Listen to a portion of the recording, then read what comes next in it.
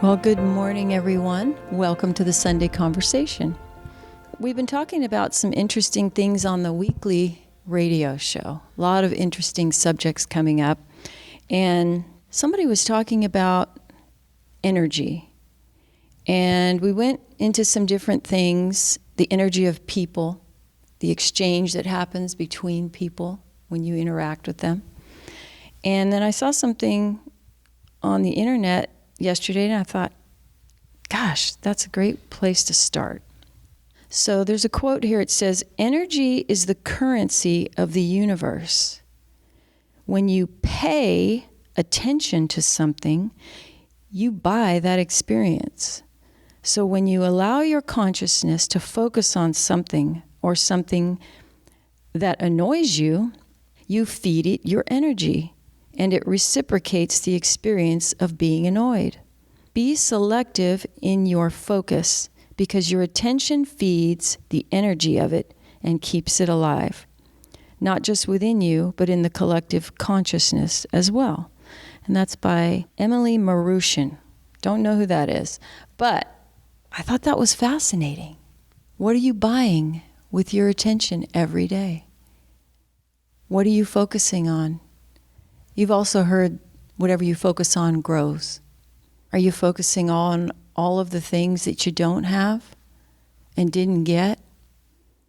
Or on all the blessings in front of you? All the challenges to grow? Every day our attention is being sought after by the news. Everything wants our attention. Why is it so important to get our attention? It must have a value. So, what are you giving your attention to? When you're a child, you want the attention of your parents. You can have your parents there. They can be so busy they don't even notice you. So even though you have parents, that attention, a certain amount of attention, the proper attention, is what helps a child grow properly. Anybody have any thoughts on that subject right there about where your attention is going and what that means to you? I think, honestly, even like when you're gardening, you're giving your attention and your energy to the plants. It helps it grow, the sun and the water and everything. But there's an exchange happening when you're gardening even. There's an exchange in everything. And I think that's why people love nature so much, because you sense the Almighty in nature. And there's a certain exchange. When you're in your house all day, it's just sort of dead. You go outside, you feel the sun, you see the things growing, and it somehow feeds that awe that we have. I used to have a little business when I was 11 years old, weed pulling for the neighbors, and I hated it. I was always watching the clock. And as you get older, you start to enjoy it. The things that are simple, it's kind of therapeutic. So it's basically the changes. So I like simple things. I agree. Something I've been curious about, I notice sometimes I get a very negative focus. I may not realize it at first. I am feeding it. I finally will start to see it. But it can take me down a pretty dark hole for a little while until I become aware that, like, my mind might tell me things are awful and, this is going wrong and that's going wrong. And then I can shift in my consciousness. I'm going, it's not that bad. I've got a few bucks saved. I've got a house that's paid off, but that negativity. But what I've often wondered about is, I know that the big thing of the group here is meditation, sitting still.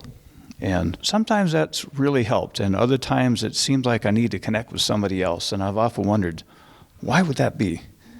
If God is there and he loves me, what is blocking me from, feeling that, recognizing that? Why the need to connect with other people? What's that all about? I think that's interesting because the meditation, the be still and know exercise is about your attention as well and your focus. Can you get in that stillness? And we all have a flesh nature that is vying for our attention as well all the time. So it's a good exercise to do. But God also uses humanity to help each other. And when your light is dim and somebody shares truth with you and their attention with you, their energy, there's an exchange. we ignite the light in other people. That's why we're supposed to speak the truth. It's kind of like on a battlefield. You're in this war in the battlefield and you're helping your buddies. Well, it's kind of the same way in this life. It's a war zone. And if you see somebody is struggling and they're stuck in a pit, you're going to try and help them out. You know, we have our relationship with the Father, but then we have our relationship with each other. And that was the order. He said, seek first the kingdom of heaven. Love God with your whole heart, mind, soul, and strength. And then love your brother in the same manner. So that is the love we are supposed to share with each other, to help each other, you know, stay in it and continue growing. Because many people give up. Many people get sucked down and they can't get back out. So as the light is growing in us, we will see when another person is sinking in the quicksand, and we'll put a hand out to lift them up. That is what we're supposed to do. A lot of people will say, Diane, why did I need to hear it from that person? Why couldn't I have done it myself? But it doesn't matter. It doesn't matter because we all have a purpose here. Sometimes a person is fulfilling their purpose in helping you, and you are the receiver, and then other times you're the one helping another. So God wants, and yes, God, I am speaking for you. Right. But I know in my heart that He wants us to participate in this monumental task and lessons of this world. It's not just 100%, okay, God, you know, yes, I give my will to you, but He wants you to participate with Him. I've said before, He could perfect everything in an instant, but why doesn't He? He wants His children to understand something. He wants them to experience the pressures of good and evil. We are learning whether we know it or not. We're understanding Him more every time we suffer evil or we suffer pain. You know, if we are His children and we are made in His image, then He wants us to rise to the occasion and become more like Him, just like we do with our children. If you love fishing, you're going to teach your kid how to fish, and he's going to love fishing because his dad loves fishing. And so in a similar way, the Father in heaven is training us and growing us. Like a lot of people think, well, what is my life about? It's so mundane. It doesn't seem to have any purpose. But it's actually in the mundane, in the daily small things that we grow. It's like, what do I do today? What needs to be done today? There's got to be things around you that need to be done. All right, I need to clean out the garage. I guess I can do that. Or you have a friend that calls you that is suffering, and you're there to help. Whatever God puts in front of you that day, do it. And little by little, you just start walking a path of obedience. You don't even really know totally what you're doing. You just know that you want to follow His guidance. I believe if you have that desire in your heart, that's the most important thing. And if you allow yourself to be flexible, oh, I had this plan today. I really want to do this today. But that person needs you right now. What are you going to do? You're going to go with your plan, or you're going to go with God's plan. Many times I've had that happen to me. And you realize what you had planned was not that big of a deal. It wasn't that important. That's the journey. It's the invisible guiding the visible. The world's outcome-based, so you have these thoughts in your mind of what you're supposed to do and where you're supposed to be, but if you lived outside of that, you would discover new things that wouldn't happen to you wouldn't see before. So it's sort of like life is an adventure, and you don't really know what you're going to run into. But you still got to do stuff. You know, I have things I have to do, I do. But then again, I don't know if something goes wrong, awry, if you have that attitude, you're not too as upset or not upset about the thing because you don't know where it's going to lead. Every day really is an adventure. Yeah. Because the unknown is there. There's always something popping up every day that you didn't foresee a problem, an opportunity. Life happens fast. Yes, it does. Now, I was just thinking about all the times in my life where I had a moment of clarity that it always seemed to come when I was slowed down and I looked at my life and I said, why do I have 5 juicers, or why am I doing my job this way and I kept doing it that way? And I know there's something that happens to me sometimes, and I think it's usually when I get injured or something, I'm forced to slow down. I start to reevaluate my life and with a little more clarity. I think a lot of times, a lot of people, besides myself, probably get caught up in a whirlwind of thinking we need to do certain things. And then you come to your senses and you go, and no, I don't. All I really need is food in my stomach, a purpose every day, and, roof over my head, heat, air conditioner this time of year.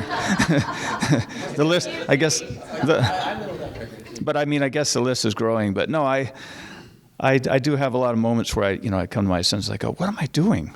Like, if you've ever been in my shop before, you see all the stuff I have. You could make a lot of jokes about it. I'll put it that way.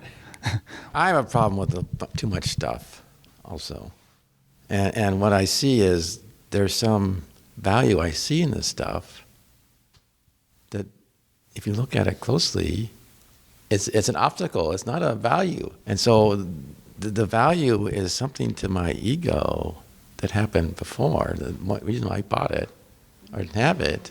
Keeping it, but if you look at it objectively, I can see that I don't need a lot of this stuff. This is an interesting point for me because, Alan has a lot of things, and I've had a problem with it over the years. And at one point, I just thought, you know what? It is what it is. That's his thing. I have my things, and I'm not going to lose sleep over it. And then there are times where I've gotten rid of something, and I think, why did I get rid of that? I need that now, And I've watched Alan with all of his things. Somehow he finds a use for these things. He finds people that need it. He likes to connect people. I was going to get rid of something the other day. He said, ask the girl in the dress shop. She wanted it. It's just funny. He has this thing about seeing, he sees a value in everything. So it's very hard for him to get rid of things.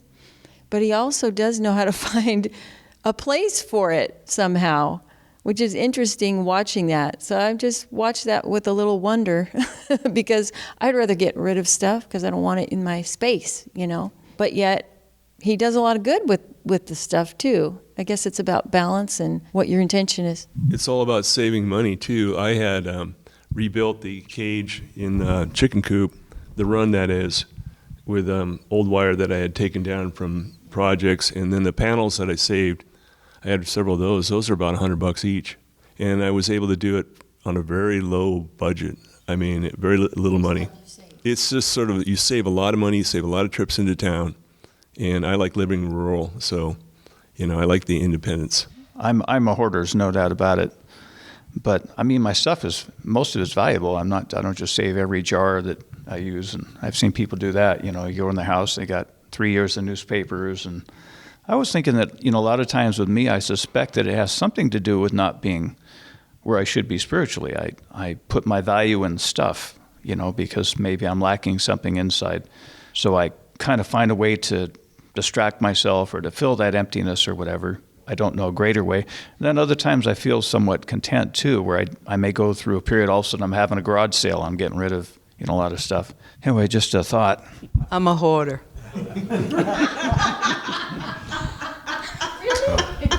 I was going to say, I recently moved into a tiny house, so I had to get rid of a lot of stuff, and it was really hard, to initially get rid of it. But then when it's gone, I say, I don't miss that at all, And I gave a lot of stuff to the Gospel Rescue Mission and stuff like that. And I'm a hoarder too, and it does feel good just to get rid of stuff, but sometimes it just seems to take a long time.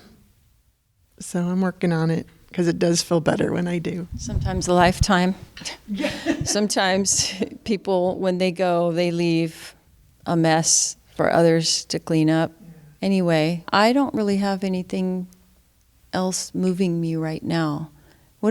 Does anybody have any spiritual things they've been thinking about over the week that pondering that they want to share? So what I've been noticing about myself is that I have a hole, and the hole allows what's in the world to get inside. I'm watching myself, and I see that I have this need to escape. And wait a minute, where'd that come from? And then I see that it's a hole, that the hole is really a lack of objectivity. When you're objective, there's an energy that kind of fills this hole and goes into the world. When you're not objective, when I'm not objective, the world gets inside. It's not a hole that needs to be fixed, it needs to be filled. I think that's the whole point of life, to come to that hole and to be willing to stand there feeling the emptiness. Wait to see what's going to happen, because some people wait to get it filled. I found when I wait to fill the emptiness, I fill it with the wrong thing. And if I just stand in the emptiness, you end up doing something because you've got things to do, and you know somebody's at the door or the phone rings or you have to do things. But I find that if I try to fill the emptiness, it doesn't work right because the emptiness is still there. Or I see that what I'm filling it with, like when I'm eating, I see I'm filling it with things that taste good, that feel good, and that filling of the food is filling the wrong place in me. It should just be giving my body energy, and it's actually affecting my soul. And I see that, and I don't know how to stop it because I can't stop eating. But I see that we always want to fill the emptiness, and I think what our Father wants is for you not to fill it, and He will fill it in His way, and you won't know He's filling it. And you'll notice once in a while life is different, but you can't figure out where the difference came from, but it's because you were willing to let it be unfilled. It's like a baby in the crib. If he's hungry, he's going to cry. If he's in pain, he's going to cry. If he's bored, he's going to cry. And we're very much like that, only we've adapted in a more sophisticated way. But I think that place you're finding is the secret to life, even though it seems like it's nothing. To be willing to stand in that moment and see it, and you can't be in it all the time because you get distracted and you have your life to live. But when you are there, if you see there's a part of you that tries to fill it with things, and you somehow you know that's not right, that's not where you need to be going, but you don't know how to stop it. Yeah, what I see is that I can't, with my own effort, stop it. And so if I don't struggle with what I'm seeing, there's a value in that. I just have a question. When you are aware of that void, what does it feel like? I kind of see it like after the fact. When I say that, I mean, if I go into some escape, that's kind of the evidence that I see that there's something preceded that is really what I need to focus on. So then after you've gone through this escape, Right. then you feel funny, like that didn't feel right. Something was wrong with that. There's like guilt attached to it or something. Plus, it makes me feel like I'm not in control, meaning that I really don't want to do this stuff, but I am doing this stuff. And sometimes I just little things, and then it builds. I think that's what Paul talked about in the Bible, that the things I desire to do, I can't do. The things I don't want to do, I'm driven to do. That's the human condition. I was thinking the exact thing. That's when he says, sin has made a home in me. And I've had the same experience where it's not me. So I'm watching it. Why is it that we as human beings, like you said, you don't feel like you're in control? Why do we have two opposing natures? We have a desire on this hand, but yet we're driven on the other. That is the human condition. That is the schism that was brought into humanity when Adam and Eve chose the lie. Every one of us has the same battle in us, only we're starting out with it already in us, rather than them starting out clean. We've already got it. The battle's raging. From the moment we're born, it starts to battle. What is the purpose of it? What is the purpose of that struggle? I said this on the radio show the other day, and I really see it like this, that there's something about the pressure and the struggle that drives us to seek out the Heavenly Father. Like a seed under the ground, the pressure of the earth under there, it needs that resistance. to grow. And that's the resistance we need to grow. It's almost like the pressure of the lie on us and the flesh. Something else in us has to reach for the light against that to grow toward the Father. That just seems like what it is to me. There's some growth that is happening for us to have to endure that battle. So you're not alone. We're all in the same boat. And I think as we go through these things, and you, like you said, you might indulge in something you shouldn't have, and then you feel that uncomfortableness, is to just allow yourself to feel that uncomfortableness and just wonder about it and let it pass, like Chuck said, and wait for the truth to fill and to work through you so that you don't really desire to go down that road anymore. The desire will have to change through becoming aware of it. I always thought the desire had to change. What happens is that God changes you. So the desire is there, but it's not quite there strong enough for it to take form and action this moment. It's there, but you don't know why it just doesn't have the power it has last week. There's resentments that I have. If these resentments are tied to past experiences that come back in the present, and so that will strengthen the bad nature. And if I am aware enough to not indulge in these resentments, then I'm better off. I think what you're talking about is what's actually creating the void, because that's what resentment does. Right.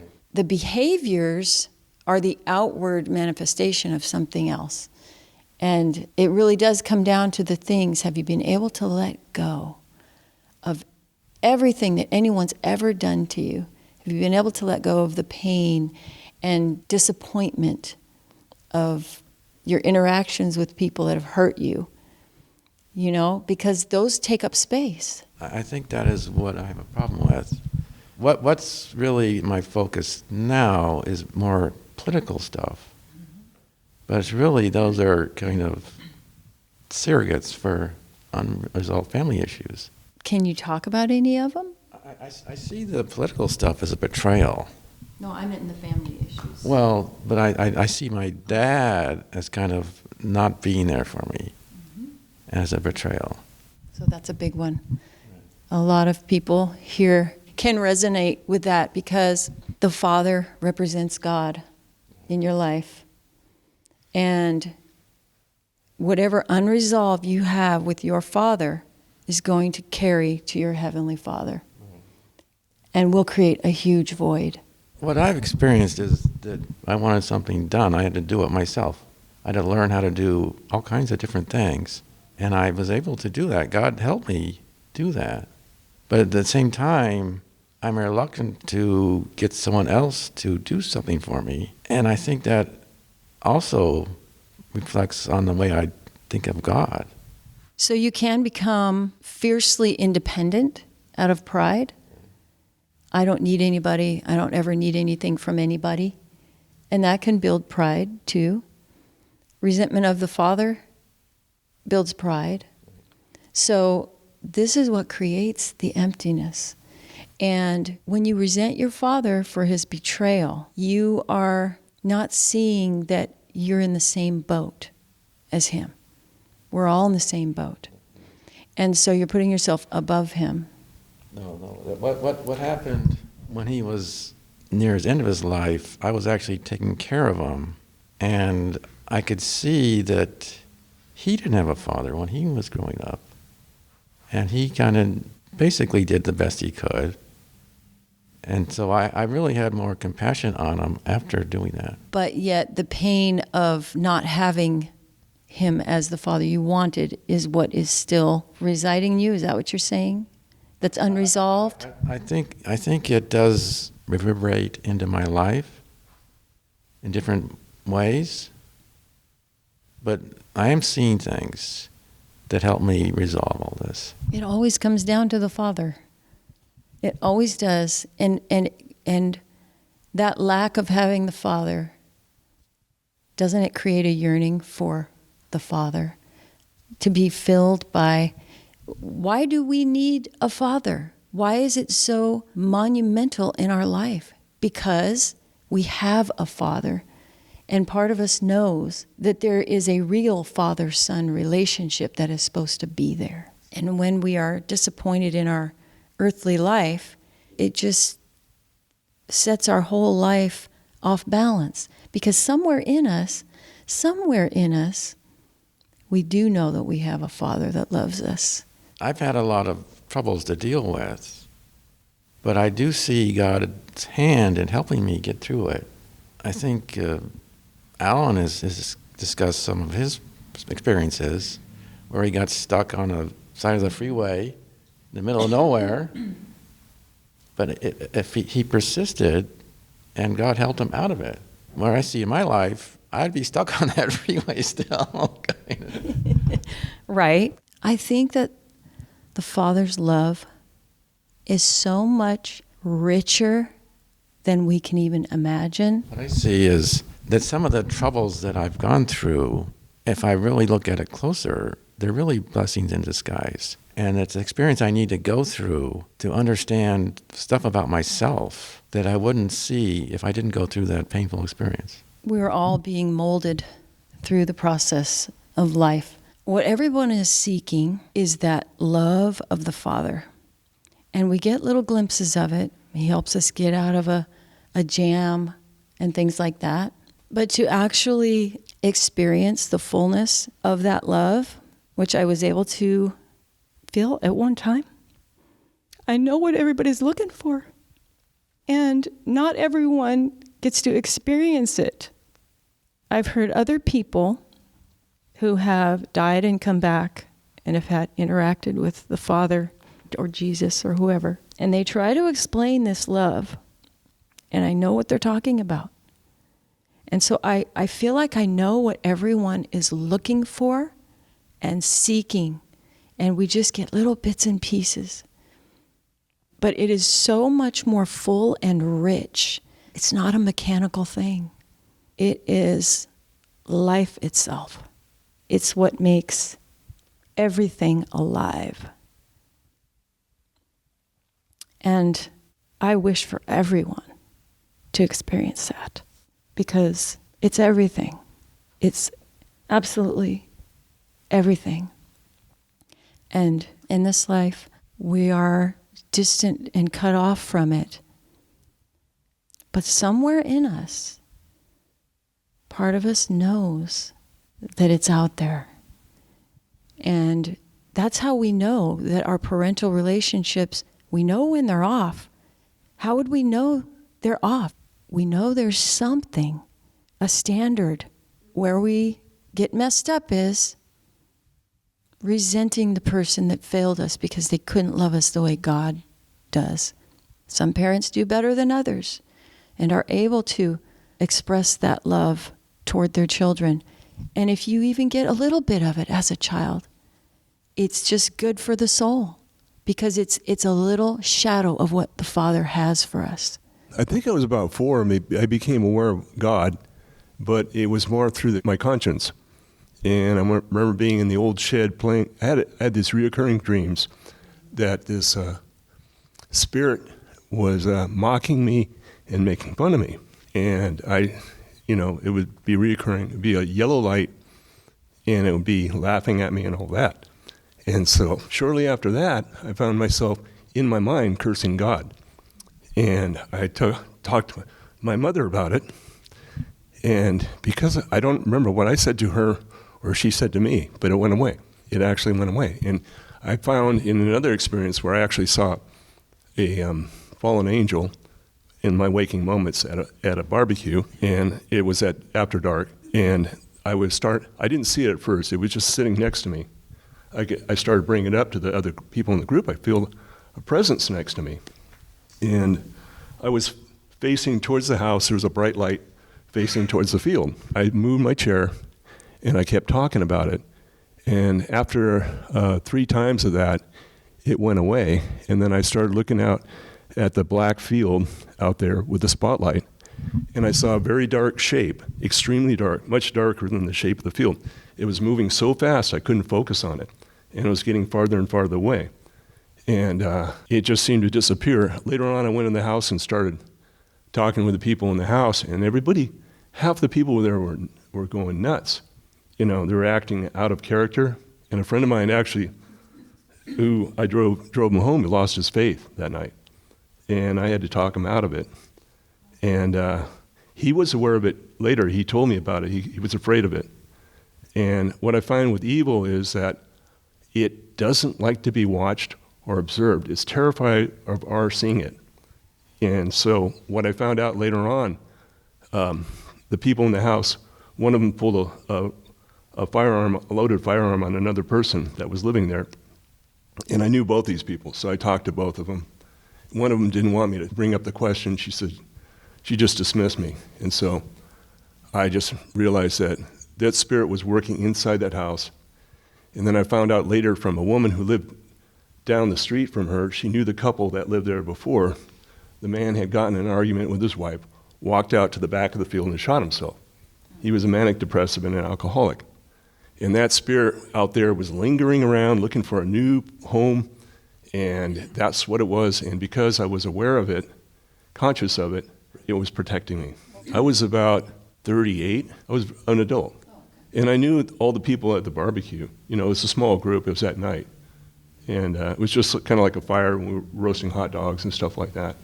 My other friend said he was, like he said, he was afraid of it. It's just that these spirits often are lingering. But the main reason why I brought it up was I was aware of who God was. I was brought up in a church, and I was very conscious that he existed.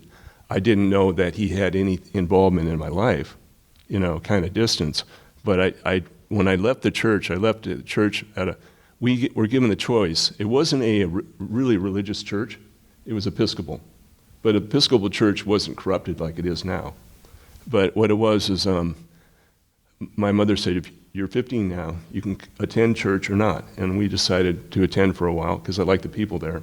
After about 17 or so, I realized it had nothing for me. It was like empty of what I needed. So I just left, and I didn't feel like I was leaving God when I left the church. I wasn't rejecting God because I knew God wasn't that church. He was outside of it somewhere. So I guess what I wanted to say to you, Bruce, is continue to observe the resentments and the pride associated with whatever happened with you and your father. Your father is just another soldier on the battlefield. And his lack of love for you does not reflect God's love for you. And that is what everyone makes the mistake of. We can't help it. The way we felt toward our father, we project it on to God. So, it says all throughout the Bible, the love that God has for us, but we don't really know it. We haven't experienced it. And like I said, I desire that for every person. Don't give up.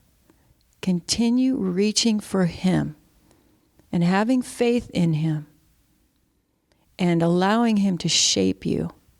Well, I do see God's hand in my life. Yep. I had an experience with my father. One of my last experiences, he had cancer, and I was visiting him. He hadn't been feeling well because he was taking chemotherapy, but we were sitting in a chair in his study, and I was sitting in a chair next to him, and we were talking, and we started telling stories, and we were laughing and just having a great time for about an hour. And the phone rang in the other room, and my mother came in and said, Bill, talking to my father, she says, Bill, your sister is calling. And he didn't have a good relationship with his sister because she was a hard person to have a relationship with. And so he said, tell her I just don't feel well enough to talk now. And so she went out, and I looked at my dad and I said, but Dad, we've been laughing and having a great time. How could you say that? That is not true, is it? And he looked at me, and I noticed his eyes went distant. And we didn't have much of a conversation after that, and really, that's the last time I talked to my father. And I told this story to Roy one night because we were living up in the mountains, and all of a sudden, for a couple of days, I kept feeling weaker and weaker. And I felt so weak, I thought, this must be something wrong with me inside. I feel weak. We were getting ready to move, to come down here. And I felt so weak. And finally, Diane says, "You've got to call Roy. Call Roy, see what he says." So I called, and nobody answered, and went on answer machine. And then he called me back a couple hours later. And we started talking, and I says, "I don't know what it is." And I said, I've been feeling really weak this last 24 hours. I'm so weak I can hardly lift anything. And he said, "Well, what can you tell me? What story can you tell me?" And I told him the story I just told you about my father. And he said, "Well, you killed your father." And I've told this story, and as soon as he said that, Diane was there, and there was this something deep inside of me that was like what would you call it? A sob. A sob, a deep sob. And it just came out from nowhere. I didn't know where it came from, and then it was gone. And later that day, I was loading 80-pound boxes of books and just doing my normal thing. I tell that story, I've told it a couple of times to people, and they always interpret it in funny ways. And I see they misunderstand what I think happened, but I don't want to go and correct it. But there's a deep meaning to that, because why would Roy say, "You killed your father," and there would be a sob that came out of me? But what I had done to my father was be perfectly honest with him. And we had been having a good time and open and fun. I was closer to my father than any of my siblings. Why would that sequence of events happen? What does it mean? Was I wrong? Did I kill my father? What about me killed my father? And why would something hold on to me? And when he would say, "You killed your father," which theoretically was the truth, that it gave me a release. Something inside of me, deep down, that wasn't in my conscious mind, was released. Why is that? What does that mean? I have an understanding of it, but I'm afraid to say it in words because I'm afraid of the way everybody will interpret it. I'd rather just leave it as a story. It's like we give this quote from the Bible where they asked Jesus about the 10 Commandments, and he says, there's only 2 commandments. And in his 2 commandments, one is that you love the Father with all your heart, mind, and soul. With everything you have, you love the Father. And the second one is you love your neighbor as yourself. And everybody says, "Oh, well, that really makes that clear." And I am totally confused when I hear that. Because you're not supposed to love yourself. And if you've given all your love to your Father, why do you love yourself? And why do you love the neighbor as you love yourself? If you're really not having any love for yourself because all your love goes to the Father. What is that? That's a contradiction. It doesn't make any sense. Most people don't see it's a contradiction. And they talk about it and then think it's wonderful and it solves all their problems. What I've realized is you can't explain things that are deep. You can tell them, but you can't explain them because each person is going to go their own route to interpret it their own little way. And really, if it's a true story and you're just presenting it, you think it has a deep meaning, maybe somebody will see the deep meaning in their own way, and others will see whatever they can see. So there you go. That's heavy. I was thinking about how the truth, it's been said many times, the truth will always come out. The thing that popped into my mind was my upbringing was kind of a chaotic alcohol situation in our home. And there was a lot of resentment between my mother and father. I never really knew what was behind that. Well, a few years ago, I got a call from my nephew in Montana, and he had been contacted by a fellow in northern Ontario, Canada. And he said, "I think your grandfather is my grandfather." He had gone on Ancestry and made a connection to my nephew in Montana. And I'm kind of the family historian, and I knew most of the things that had gone on, but this mystery came forward. What it was, this fellow up in Canada, his mother is my half-sister that was born 2 years before me. And then it just kind of opened this whole thing up. And then there was another woman in Texas, contacted my niece down in Huntington Beach. Her mother was my half-sister. Anyhow, that person died before this news came out. So the point is, it all came out, and then I could see what caused all this tumult and drinking and craziness and all of this stuff. Because my mother resented my father for having these children before he was married. See? And during World War II. But the truth came out. You know, one of my most troubling thoughts in life is that God is not going to carry me through it, that I've sinned too many times, and that whatever it means to be connected with God is not going to be accessible to me. And that's why I'm distracting myself. And that's been an ongoing troubling thought. And usually where I end up going with it is that, well, what about this thing called forgiveness? I have a lot of memories that come back of things I've done wrong. And sometimes it feels, when I look at them, I'm thinking, oh man, how could I do that? You know, I realize that's my mind telling me there's no forgiveness, and I have to be careful with that one. But I just wondered, is that a common theme amongst other people, like in this group here? Do you ever have those moments where you have to sit and look at it, and sometimes you find it goes away, and you start thinking, well, there is something called forgiveness, and I am unworthy. That's what Roy used to say. He said, you know, you are unworthy. You have sinned. And he said, be careful when you see that, where you go with it, or something like that. I remember he said one time, don't resent God for it, or something along that line. He said, know that you're getting what you deserve, and don't resent God for it. And if you have the right attitude, I think he was trying to say that you have a better chance of finding God's grace. You can't look for an outcome when you're trying to find God or get a better relationship with God. It's a journey that you need to go on, and it's really one step at a time. Don't be tempted to believe these lies that things aren't possible. And the other thing I want to say is that the feeling of being unworthy is really kind of the starting point. And there's a divine paradox here. Yes. If you feel unworthy, that makes you eligible for worthy. But if you feel self-righteous and, I'm a good person, I deserve it, you won't be. The interesting thing is, why would God sacrifice his son for humanity if it wasn't worth it to him? I heard somebody say God doesn't make a bad deal. Maybe he wants people to really appreciate him because of where they came from.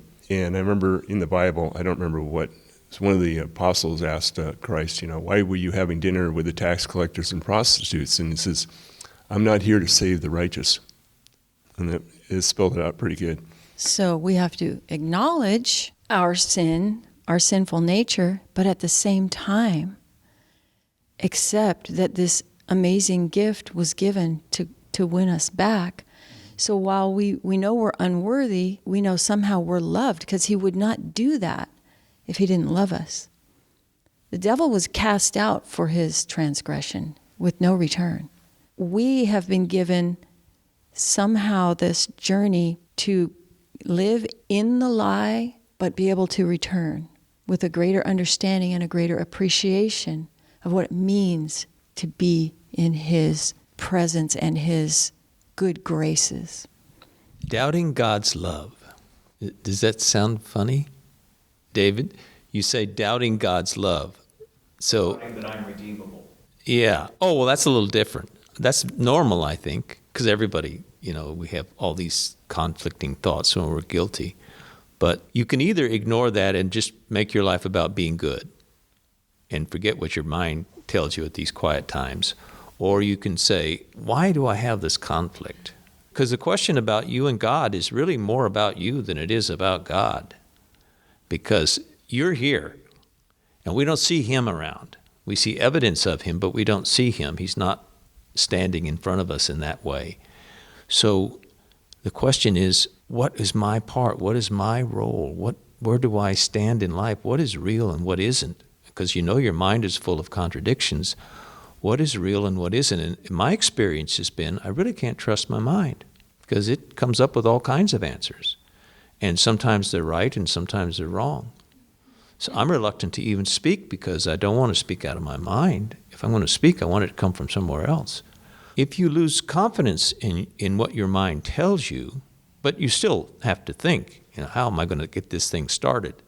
Or, what do I have to do to pick this up? So you have those questions in your mind, sometimes feed you information, and sometimes you just do it and don't even think, and that's usually better. Although usually it's very revealing. If you do something and you don't even think, you end up doing something sometimes very stupid and cruel, and you didn't even think about it. You just did it. Guess what? That revealed to you something about your nature.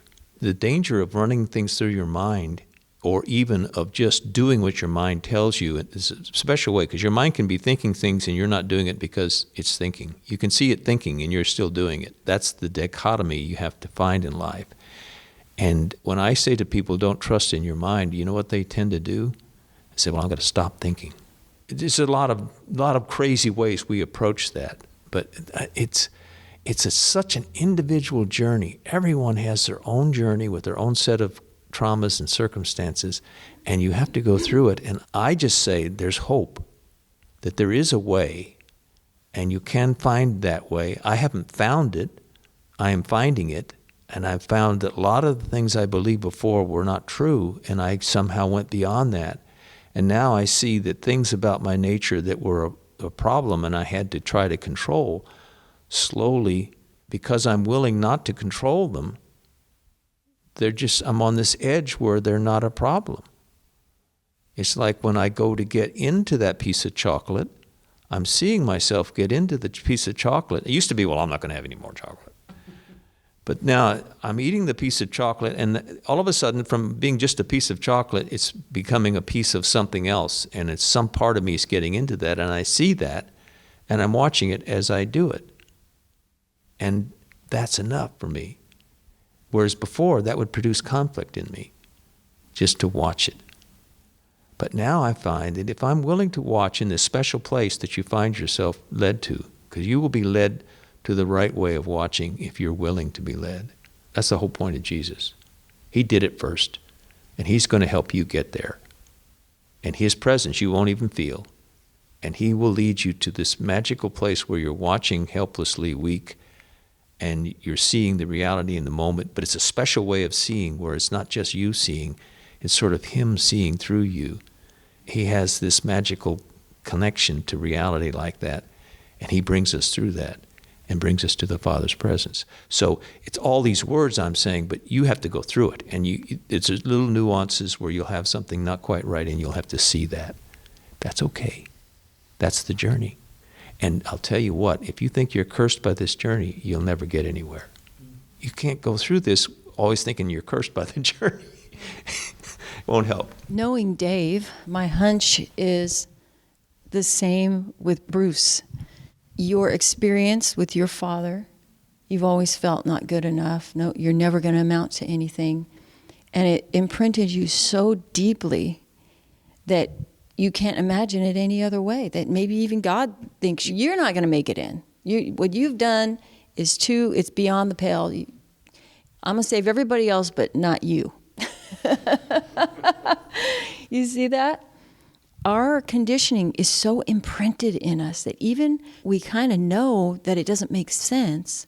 The imprint is so strong. It still generates the thoughts and the feelings. Because I didn't see anywhere in the Bible that you were excluded. The thought is obviously a lie that is generated from what you received as a child.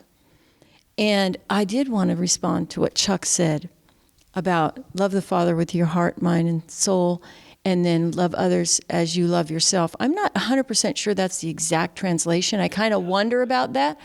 But I also had wondered about that. It was like, you love yourself? It always hit me wrong. But the interesting thing is, ever since I had my experience with the love of God, I understood that His love for us is so consuming and powerful. In that presence, you feel that same love for yourself. You don't have any disgust or contempt. You feel the Father's love for yourself too. Haven't you ever seen a child that truly is loved? They're just, it's odd to say you love yourself, but you do, because love is everything. The Father loves you, you love Him. There's the exchange we were talking about earlier. There's an exchange. And you feel His love for you. You accept that. It's not your own love for yourself. It's the Father's love for you that you accept. And that's the only thing that can override that conditioning of what you got exchanged for as a child. So, in my opinion, that's what everyone is dealing with to some degree. You know, we're flawed, and then we're brought up in broken families. And I'm not going to say there's no love in this world, because there are people that love their children to the best they can. It's not 100% hate here. There's love here too. Don't just focus on the negative. You know, I talked to somebody the other day that was really ready to give up. And I said, you know, pressures, problems, they're always going to be here. The people that let you down. But there's always the other here too. The people that do love you, the people that are there for you. It's what are you going to put your attention on? As we said earlier, your focus. It's a battle for your attention and your focus. People can just feel so lost. But if you really look around, you'll see the blessings are there for you. God is there. But it's a difficult trial, because we are supposed to walk in faith of something we can't tangibly see. That's a huge test for every one of us. But because we have the Father in us, we can do it. We just have to trust in that knowing that He has placed inside of us and keep walking on that path. And that's it. It's a day by day, little by little, you get there. A journey of 1,000 miles is made one step at a time. You don't have to worry about the destination so much as the little steps in front of you. Each day, not giving into the resentment. What are you putting your focus on? It's really just on the mundane and the simple things every day that journey is made. And that is what we're all doing. I think with that, we will end it. And I appreciate you all coming and giving your input today. We'll see you next week.